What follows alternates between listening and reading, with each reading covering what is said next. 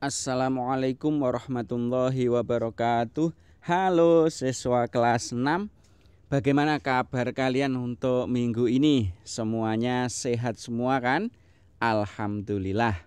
Oke, siswa kelas 6, pada minggu ini kita memasuki materi yang terakhir di semester 2, yaitu pelajaran 10, akan membahas tentang senangnya meneladani para nabi dan ashabul kahfi untuk bagian yang pertama.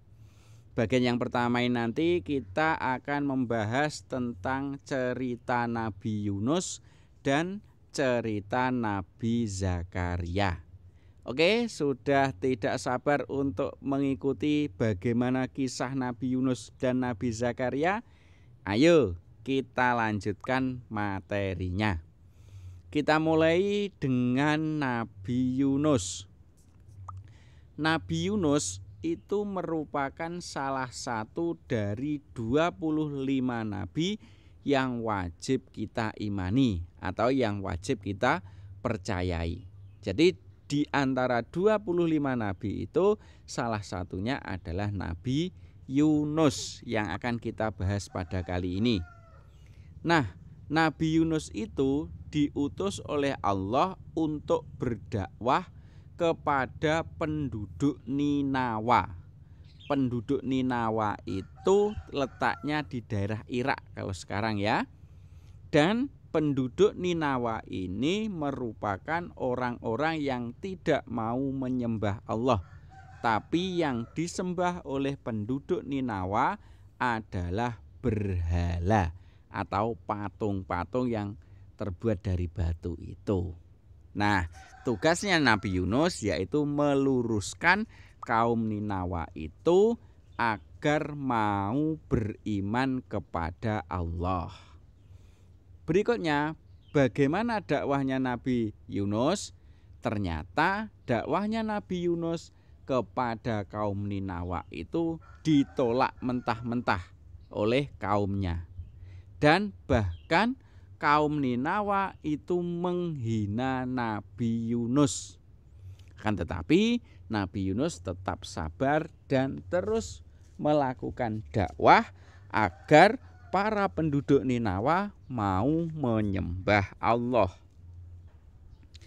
Kemudian setelah sekian lama berdakwah dan tetap tidak ada perubahan, akhirnya Allah memberitahu kepada Nabi Yunus jika setelah 3 hari tetap menyembah berhala, maka kaum Nabi Yunus akan diazab oleh Allah. Nah, berita dari Allah ini disampaikan oleh Nabi Yunus kepada kaumnya, bahwa kalau kaumnya ditunggu sampai 3 hari ke depan. Kalau 3 hari ke depan tidak mau beriman kepada Allah, maka pada hari keempat maka kaum Nabi Yunus akan diazab oleh Allah. Setelah itu, jadi setelah Nabi Yunus menyampaikan berita tentang diazab itu tadi, Nabi Yunus meninggalkan kaumnya sebelum ada perintah dari Allah. Jadi Nabi Yunus setelah memberitahukan kalau kaumnya akan diazab, maka Nabi Yunus segera pergi meninggalkan kaumnya. Padahal Allah belum memerintahkan Nabi Yunus untuk pergi meninggalkan kaumnya tersebut. Nah, hal itu ada sisi positifnya. Sisi positifnya yaitu ketika kaumnya Nabi Yunus melihat Nabi Yunus pergi, mereka menjadi sadar dan bertaubat kepada Allah. Itu sisi positif dari Nabi Yunus langsung segera pergi. Tapi sisi negatifnya, seharusnya Nabi Yunus itu tidak pergi karena belum ada perintah Allah. Berarti kalau belum diperintah Allah kok pergi, berarti Nabi Yunus melakukan kesalahan. Itu merupakan sisi negatifnya. Kalau sisi positifnya dilihat dari kaumnya Nabi Yunus, kaumnya Nabi Yunus menjadi sadar dan Akhirnya kaumnya Nabi Yunus itu bertaubat kepada Allah. Setelah kaumnya Nabi Yunus bertaubat kepada Allah dan taubatnya itu diterima oleh Allah, maka kaum Nabi Yunus tidak jadi diazab oleh Allah. Akhirnya seluruh kaum Nabi Yunus itu semuanya menyembah Allah. Cerita kaum Nabi Yunus sampai situ. Sekarang kita lanjutkan ke cerita Nabi Yunusnya. Nah, setelah Nabi Yunus pergi itu ternyata Nabi Yunus itu tidak tahu kalau kaumnya sudah bertaubat. Jadi Nabi Yunus pergi sejauh-jauhnya agar nanti tidak terkena azab Allah. Akhirnya Nabi Yunus itu ternyata meninggalkan daratan itu dan akan menuju ke daratan yang lain, sehingga beliau itu menumpang perahu yang penuh muatan. Jadi ketika mau menyeberangi laut, Nabi Yunus menumpang perahu yang penuh dengan muatan. Sampai di laut, ternyata perahu itu terkena badai, sehingga harus ada orang yang ditenggelamkan karena muatannya terlalu berat. Itu. Maka pemimpin perahu itu memutuskan agar ada satu orang yang ditenggelamkan. Caranya bagaimana? Caranya memilih satu orang yaitu dengan cara diundi.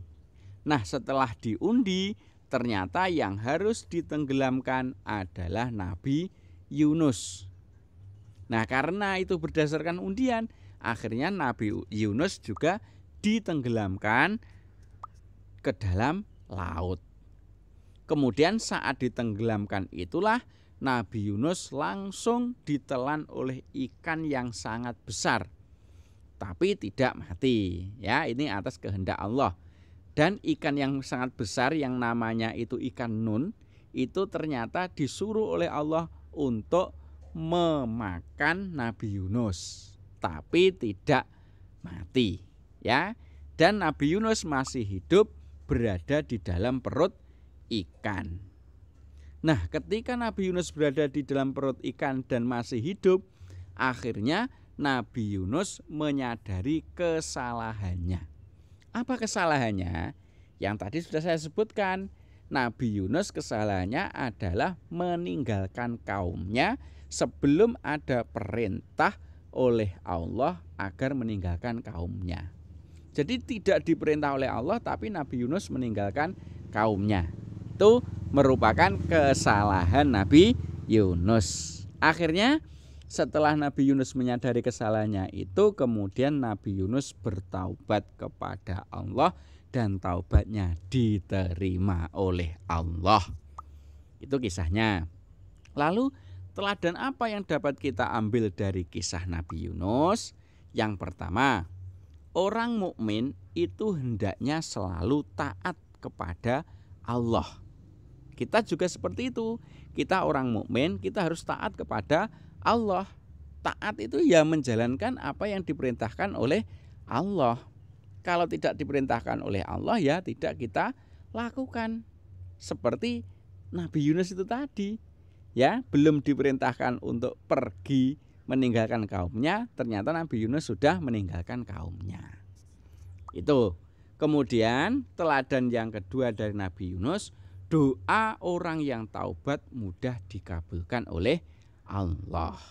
Jadi kalau itu tadi Nabi Yunus bertaubat atau kaumnya tadi yang bertaubat ya, kemudian agar tidak diazab, akhirnya Allah mengabulkan. Kaumnya Nabi Yunus tidak diazab oleh Allah. Dan teladan yang ketiga dari Nabi Yunus, orang mukmin itu harus tetap ingat Allah dimanapun berada. Ini terbukti dari Nabi Yunus tadi.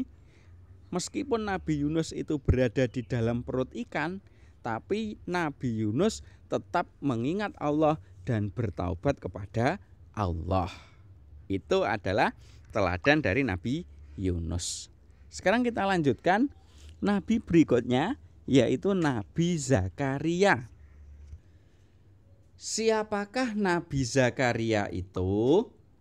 Nabi Zakaria itu merupakan keturunan dari Nabi Sulaiman. Jadi Nabi Zakaria itu masih keturunan Nabi, yaitu keturunannya Nabi Sulaiman. Kemudian Nabi Zakaria itu diserai amanah untuk menjaga Maryam binti Imron. Siapa Maryam binti Imron itu? Maryam binti Imron itu merupakan ibu dari Nabi Isa. Jadi Nabi Isa itu mempunyai ibu namanya kan Maryam. Ya. Dan Maryam itu merupakan anaknya Imron. Itu. Dan yang mengasuh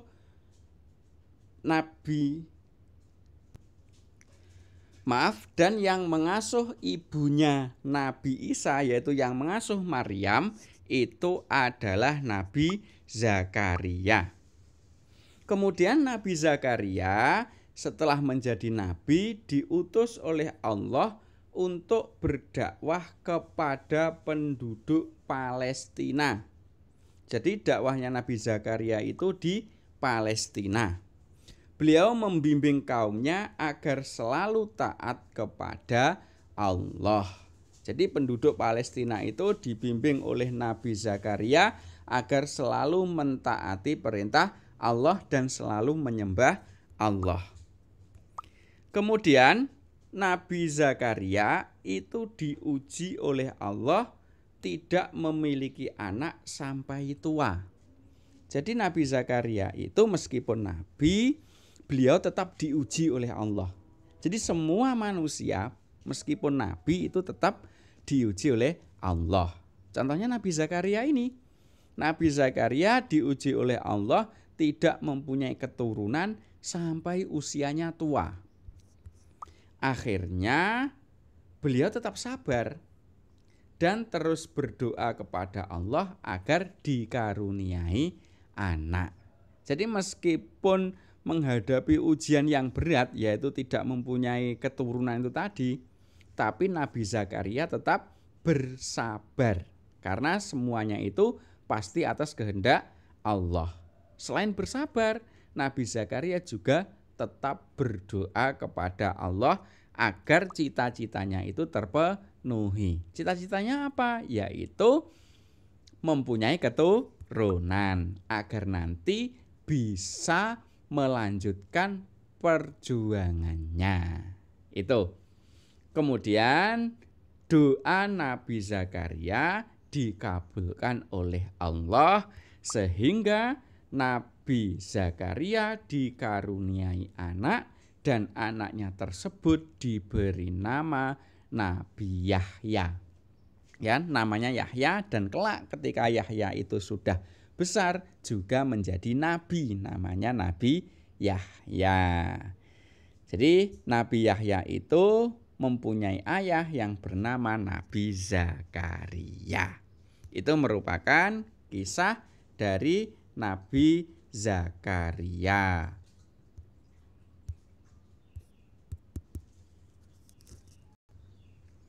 Berikutnya, teladan yang bisa kita ambil dari Nabi Zakaria adalah 1. Kita harus bersabar dan terus berdoa untuk mencapai cita-cita kita.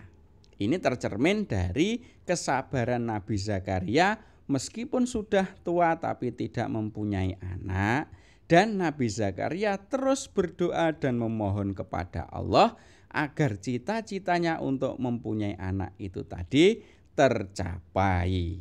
Kita juga harus seperti itu. Kita juga harus bersabar dan terus berdoa kepada Allah agar cita-cita kita terpenuhi. Berikutnya, teladan yang nomor 2 adalah kita harus yakin bahwa Allah itu pasti akan mengabulkan doa kita. Jadi kalau mungkin kalian sampai saat ini berdoa dan doa kalian itu mungkin belum terkabul, maka jangan khawatir.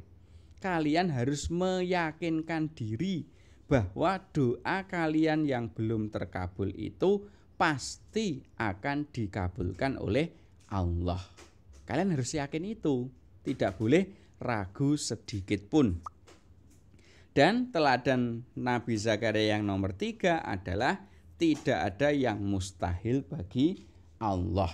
Semuanya serba mungkin bagi Allah karena Allah Maha Kuasa, Maha segalanya. Jadi apapun yang menurut kita mungkin mustahil, yang menurut kita tidak mungkin, tapi bagi Allah itu sangatlah mungkin. Karena Allah Maha Kuasa dan Maha berkehendak. Itu merupakan teladan dari Nabi Zakaria. Kira-kira kalian bisa meneladani Nabi Zakaria? Bisa ya? Alhamdulillah kalau bisa. Sementara itu, semoga sedikit materi ini bermanfaat buat kita semua. Ada kurangnya mohon maaf. Saya akhiri. Assalamualaikum warahmatullahi wabarakatuh.